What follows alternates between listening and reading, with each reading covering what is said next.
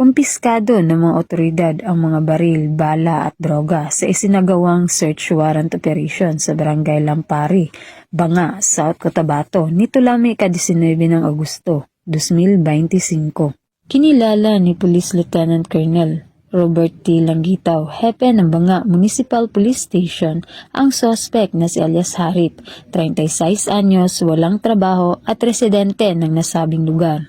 Bandang 8:30 ng gabi, isinagawa ng mga tauhan ng Banga Municipal Police Station ang search warrant sa pamamahay ng suspect kung saan na-recover ang isang unit ng caliber 45 pistol, isang homemade breaker open caliber, magazine, mga bala at 9 na pirasong heat-sealed transparent plastic sachet na naglalaman ng hinihinalang shabu na may timbang na 1.5 na gramo at nagkakahalaga ng 10,000.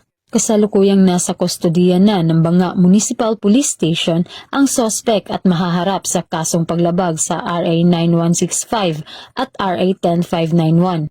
Patuloy ang pagpapaigting ng kampanya kontra iligal na droga at loose firearms.